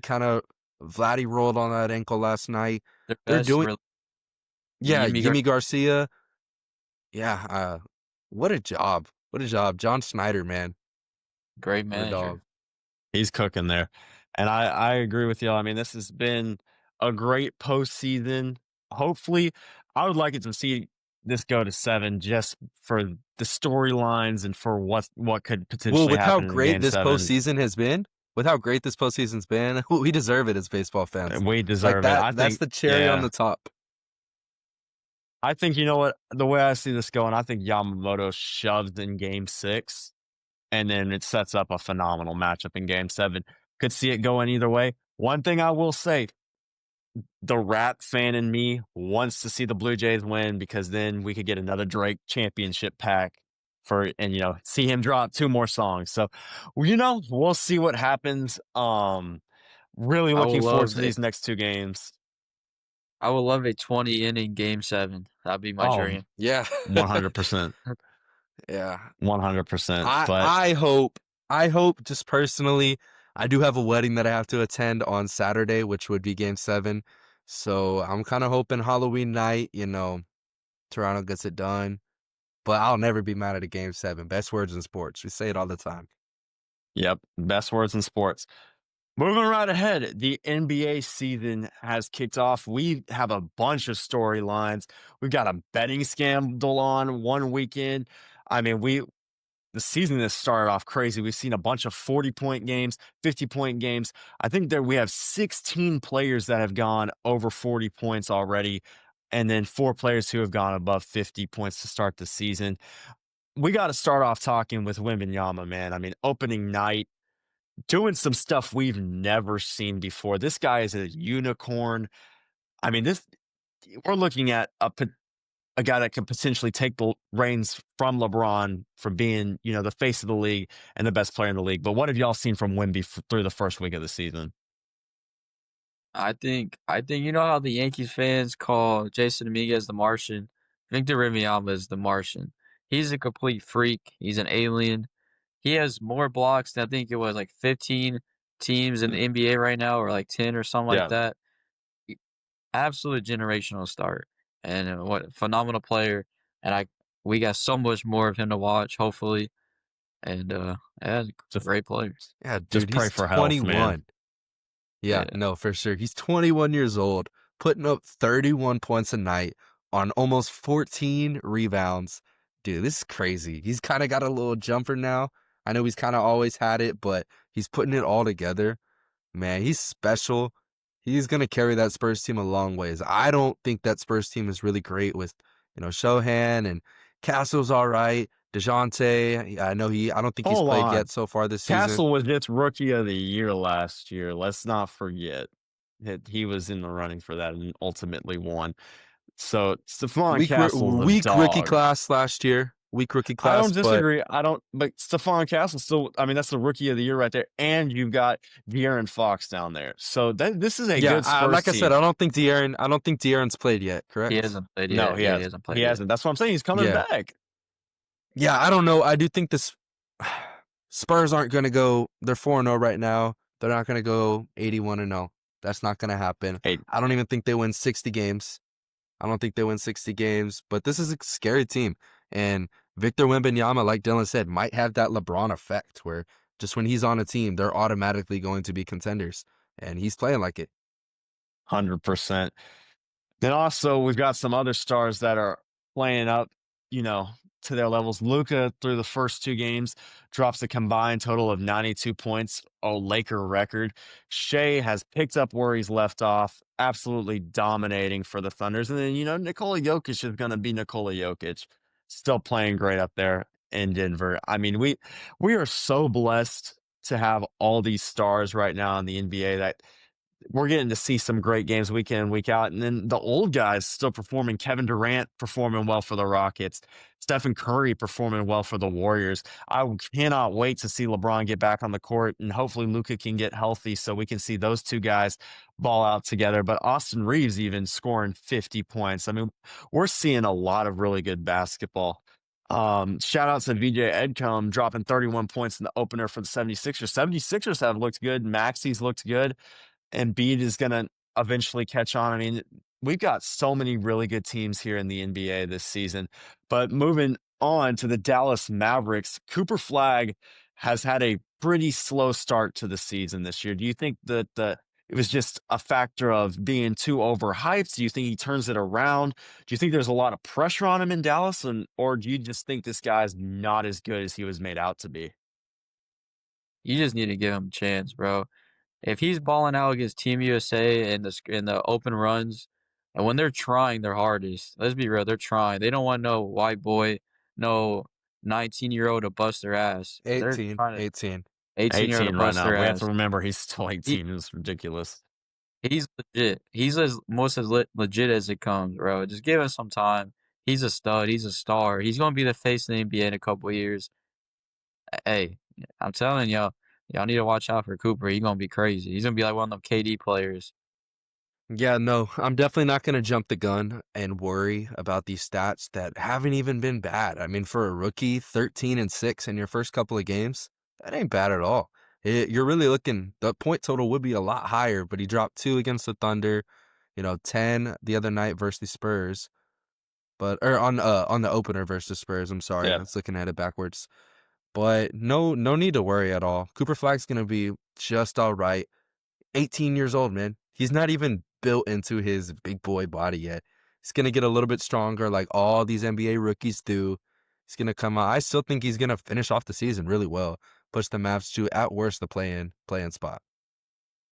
I think, you hear guys like Stephen A talk about this Mavericks team could potentially win a ring this year. I don't see that. I mean, even if Kyrie comes back, I don't see this team being as good as he makes it out to be, but I don't think that's a product of Cooper Flag. I think this kid is eventually going to blossom, like y'all said, into a top 3 player in the NBA once he fills his frame out. But I don't know. There's just something that this Mavs team has not impressed me yet. They haven't shot the ball great.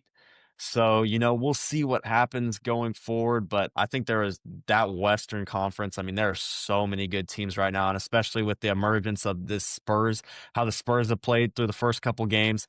I mean, it is going to be tight. Every every game is going to be tough in the West this year. There's some really good teams out there. But the biggest news from this last week, the FBI had an investigation into Terry Rozier from when he was playing on the Charlotte Hornets into giving some inside information about himself and some of his teammates in order to win some bets there. And then also Portland Trailblazers head coach Chauncey Billups involved with the mafia and some illegal poker games. Crazy stuff coming out of the NBA. I mean, Cash Patel comes out and drops an absolute bomb last week. What do you guys make of this? Yeah, yes, betting on yourself is frowned upon and all this. I'll be honest, bro. It's just like what Chauncey Billups did was worse to me than what Terry Rozier 100%. did. He's working with the mob. He's doing all this, but we would have to be absolute idiots to think there's nobody else in the NBA doing this. There's stars for sure betting on themselves and get trading inside information. I mean, crowd like 8 years ago, 10 years ago, when before LeBron moved to the Heat, and he had friends selling inside information for him, and his friends got in trouble. He didn't get in trouble, so it's been going on for years. And I'm just tired of all these sports hiding and taking care of their star athletes and throwing people like Terry Rozier under the bus. I'm getting sick and tired of 100%. this. But if you're going to crack down on the stars. Don't crack down on people like Terry Rozier, who, yes, he shouldn't have did it.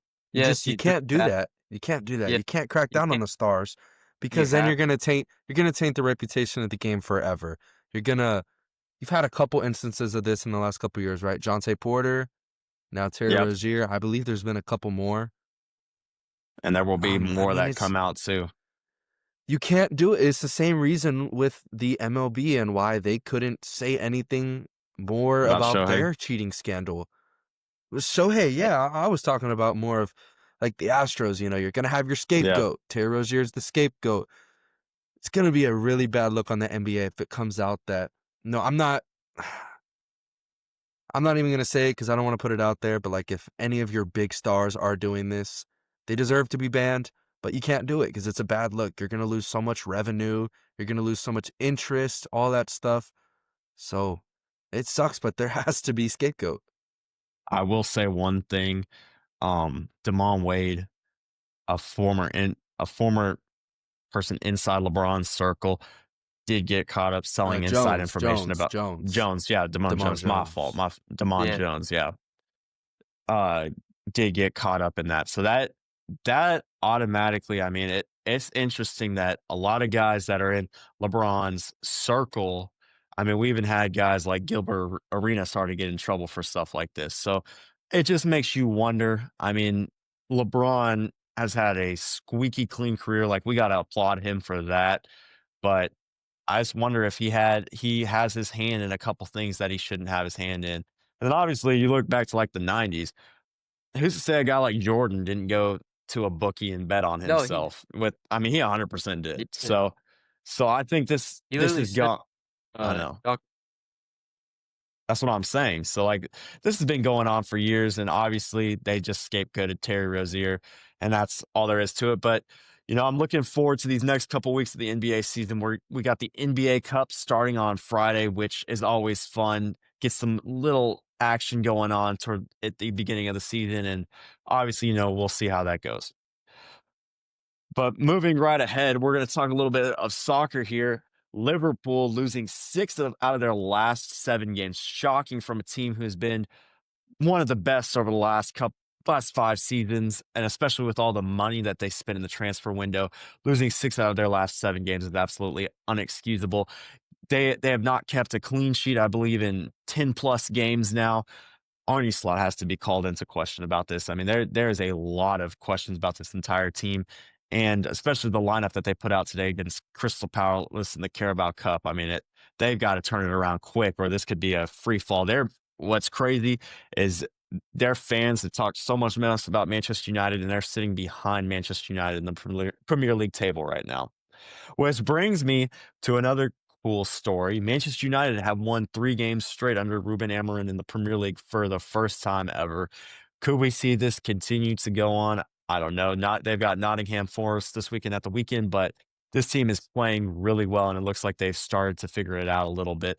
Brian Mbeumo, Mateus Cunha, Benjamin Sesko have been phenomenal additions. Sine Lammens has been great in goal. And then we've seen guys, obviously Bruno Fernandes, Casemiro showing their class, and then Amad Diallo out there at right wing backs played really good. The center backs have played great for Manchester United, and, we'll see what happens in the next couple of weeks. But obviously this team is starting to play to what a Manchester United team should play like. And then we had a testy game in El Clasico this weekend. Lamine Yamal, Friday before the game, gets on Kings League talking crazy about Real Madrid, saying that they're complainers, that they're liars, and that they steal games away. Honestly, a lot of things that have been said about Barcelona. So it's crazy going to El Clasico that you would say something like that. He did get shut up, got pocketed by Alvaro Carreras. Real Madrid ends up getting the win. Jude Bellingham is back to himself, playing really well. Vinicius Jr. played one of his best games that we've seen in a while. A lot of storylines, though, coming out of this game. Vinny Jr. getting subbed off in the 72nd minute, going straight to the dressing room and yelling at Xavi Alonso, his coach. Never a good look. And I think that shows, a potential rift for the future for those guys. Then obviously Lamine Yamal and Carvajal's interaction at the end of the game that led to an altercation between both teams. You can't have that, especially with 2 international teammates there. It's just a really bad look. But, always good to see El Clasico games be testy like this. And it's good for Real Madrid to get the win after last year not winning a single game against Barcelona. So it was fun to see. But moving ahead, now we are going to look at all the tables for the different leagues. See, we had the Premier League over here. Arsenal, pretty comfortable atop the Premier League right now, 4 points clear. But we've got Bournemouth in second place, shocking up there. And then Sunderland in fourth, another team that's shocking up there. Manchester City and Manchester United holding fifth and sixth place with Liverpool following them. Chelsea has dropped down to ninth, which is pretty shocking. And then obviously seeing Nottingham Forest, the top half finisher, in the relegation zone is a little bit concerning. Looking at La Liga, Real Madrid's 5 points clear of Barcelona, taking complete control of the league, 9 wins, 1 draw. I mean, this team is really firing on all cylinders. And, questions got to be asked of this Barcelona team, what's been going on. But Real Madrid is playing great soccer right now. Atletico Madrid getting back into the top 4 this week was good to see as well. And then PSG holding a 1-point lead in Ligue 1 over Monaco. Monaco and Marseille have looked really good over there in the French league. And then Strasbourg, one of the youngest rosters in Europe right now, has been playing really, really well. So we'll see what happens in Ligue 1. And then Bayern Munich, I mean, what more can we say? Winning 14 games straight, undefeated in the Bundesliga. Nobody's going to challenge them. They've pretty much already won the league, and it's October, so it's crazy to see that. And then lastly, the closest title race we have right now is over in Serie A. We got Napoli, Roma, Inter Milan, and AC Milan all populating at the top right there. Napoli sitting in first place at the moment. Kevin De Bruyne could be out for a couple weeks, so, we'll have to see there, but a lot of really fun action and a lot of fun action to come here with soccer. But that brings us to the end of Walk Off Sports Media episode 4. Again, we really appreciate y'all's support. Please follow and subscribe on X and TikTok. That's going to be at WalkOffSM. On YouTube, that's going to be at Walk-Off Sports Media. And then on Instagram, it's going to be Walk Off Sports Media. And then please tune in YouTube, Spotify. Listen to us wherever you can. Like, comment, and share. Kyle, you want to leave us with anything? Hey, go Blue Jays. Blue Jays in 6. Am I right, Dale? Hey, definitely right. And y'all leave some comments. We love to have conversations with y'all. And but definitely would like to reply on here and take some screenshots and put them on here for y'all. 100%. And I appreciate y'all support. Definitely going to have that coming up. We might even do this next week. Do a quick little 5-minute segment, looking at some of y'all's best comments from this week and really starting to drive some interaction. So, that we got some fun things to look forward to, and then look out for our college basketball episode coming up here in the next couple days. But thank you guys so much for tuning in, and we'll catch you next week.